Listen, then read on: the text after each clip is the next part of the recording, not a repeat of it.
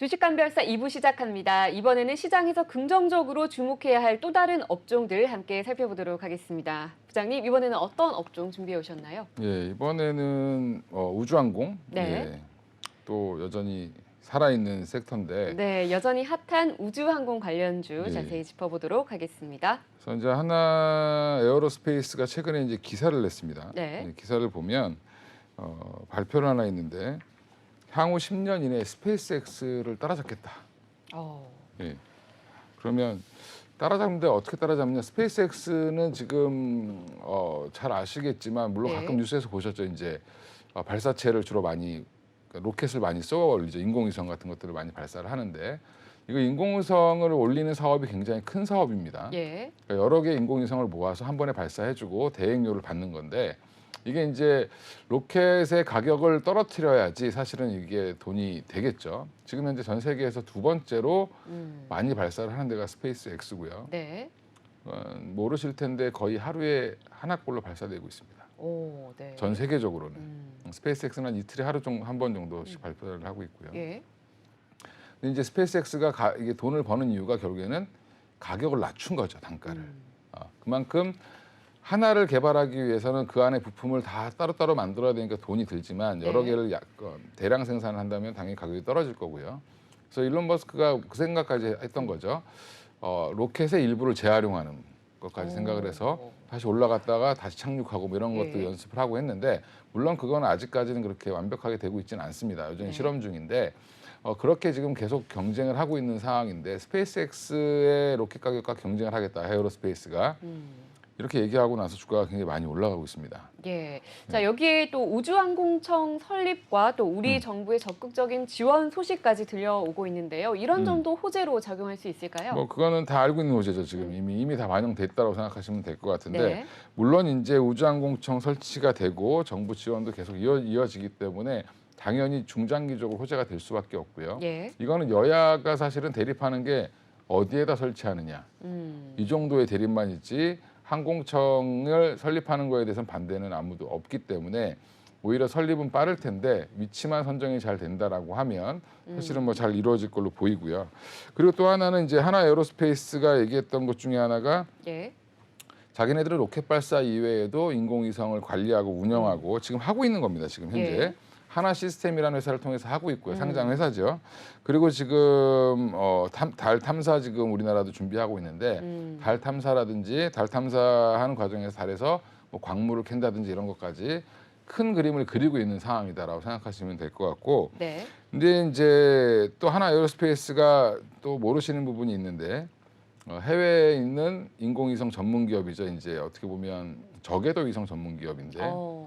스페이스X도 하고 있는 거죠. 영국의 원앱이라는 회사의 지분을 이미 9%를 갖고 있습니다. 네. 그럼 지분을 투자했다는 건 향후에 원앱이 활발하게 뭔가 사업을 할 때 하나가 뭔가를 같이 네. 할 수 있겠죠. 예. 물론 지분을 뭐 투자해서 팔기 위해서 산 건 아니기 때문에 뭐 사업을 확장하기 위해서 샀다. 그다음에 기술을 제휴하기 위해서 샀다라고 생각하시면 될 것 같은데 그럼 이제 원앱과 또 관련된 회사가 국내에 있습니다. 예. 그래서 이제 관련된 회사도 말씀을 좀 드릴 거고요. 지금 우주항공 관련주들은 여전히 좀 주목을 해보셔야 되는데 하나 에어로스페이스 지금 비싼데 이거 사야 되냐? 지금 하나 에어로스페이스는 지금 돈은 어디서 버냐면 방산에서 다 벌고 있습니다. 네네. 주로 방산에서 벌고 있고요. 하나 에어로스페이스 하고 있는 게 굉장히 많은데 예전에 이제 삼성 테크윈이라는 예. 회사를 인수했죠. 그래서 이제 한화 테크윈이라고 지금 자회사로 100% 갖고 있고요. 그다음에 이제 보면 이 하나 에어로스페이스 내에 엔진, 그러니까 항공 엔진부터 시작해서 그다음에 지금 뭐 하나 디펜스라는 자회사가 있는데 거기서 K9 자주포도 만들죠. 예.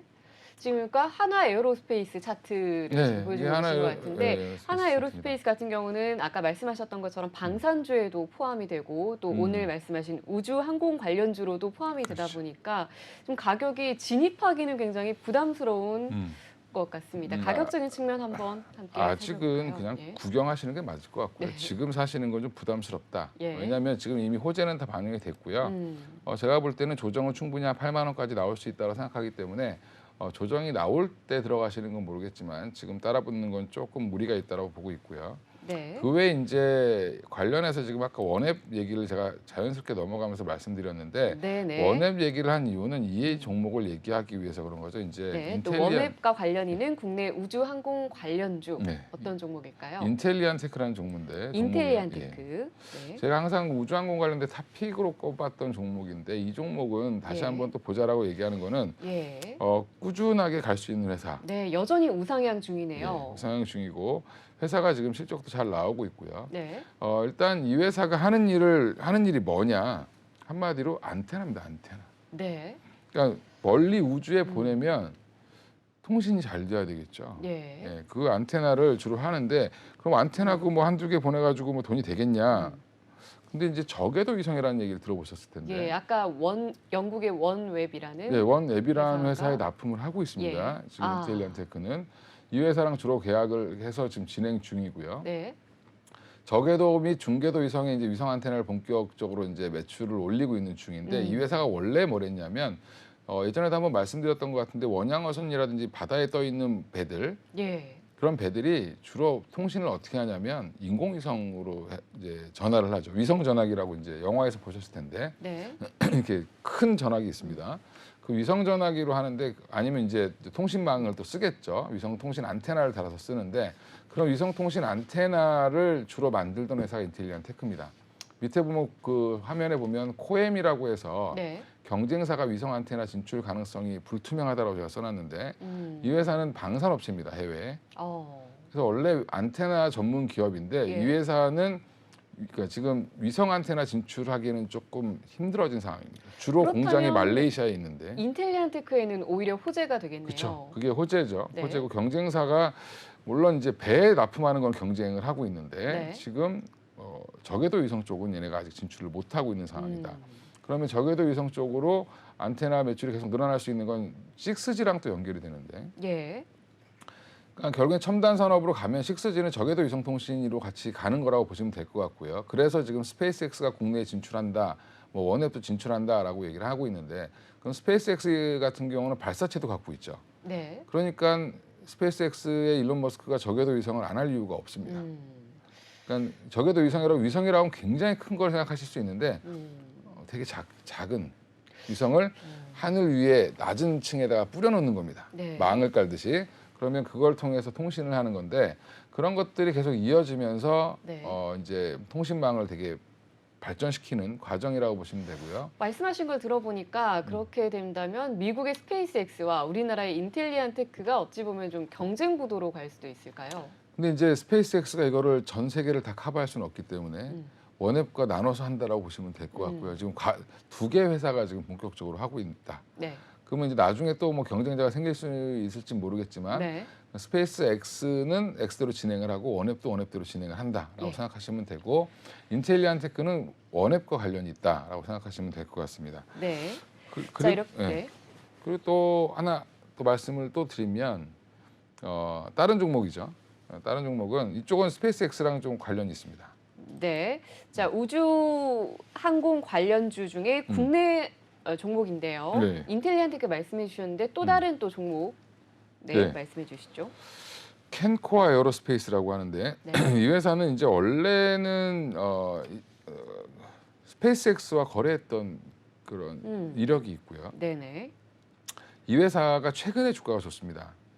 지금 하나 에어로스페이스에서 지금 로켓을 스페이스X 가격처럼 하겠다. 뭐 이렇게 얘기를 했는데 10년 이내에. 근데 갑자기 캔코어 에어로스페이스가 올라갑니다. 네. 지금 최근 보시면 어. 인텔리안 테크는 주춤하고 있는데 그 전에 이제 캔코어는 좀 주춤했었다가 최근에 예. 많이 올랐죠. 그러네요. 최근에 많이 오른 이유 자체가 그렇게 그러면 싸게 만들려면 가격 경쟁력을 맞추려면 소재가 좋아야 됩니다. 네.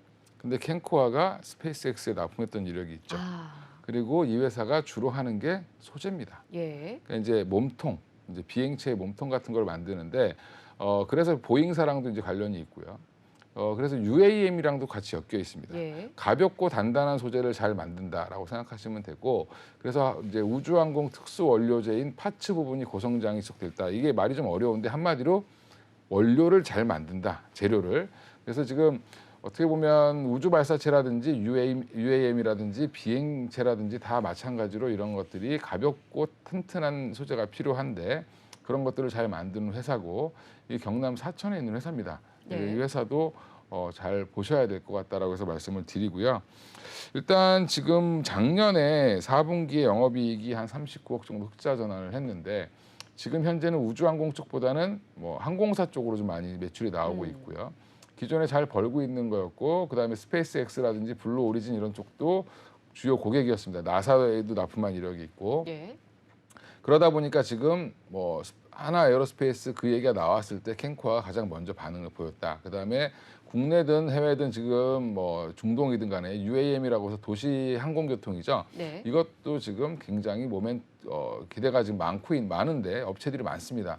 그중에 이제 어떤 업체들이 치고 나갈지 모르겠지만 누가 되든지 간에 결국에는 대량 생산을 해야 되는 상황이죠. 그럴 때 이 캔코아 에어로스페이스가 또 한 몫을 이제 MS를 담당하지 않겠나, 차지하지 않겠나 이렇게 보고 있습니다. 예, 자, 주식감별사 2부에서는 우주항공 관련주 살펴보고 있습니다. 먼저 스페이스X에 납품했던 이력이 있고 또 UAM 모멘텀이 기대되는 캔코아 에어로스페이스 먼저 말씀해 주셨고요. 그리고 저궤도 및 중궤도 위성, 안테나 매출이 본격화가 되고 있는 인텔리안 테크까지 짚어주셨습니다. 자, 그렇다면 이 두 종목 중에서 부장님의 원픽 종목 어떻게 추려볼 수 있을까요? 원픽이 안 되니까 두 개를 갖고 왔다. 아, 두 가지 다 함께 보시라. 둘 다 같이 보시는 게 좋고요. 네. 지금은 이제 차트상으로나 이제 여러 가지로 봤을 때 두 종목 다 별 차이가 없습니다. 캔코아도 지금 주봉상 보면 고점을 돌파하려는 시도를 하고 있습니다. 예. 또 마찬가지로 지금 인텔리안 테크도 주봉상으로 보면 고점을 지금 트라이하는 중이죠. 네네. 그럼 이제 두 회사 다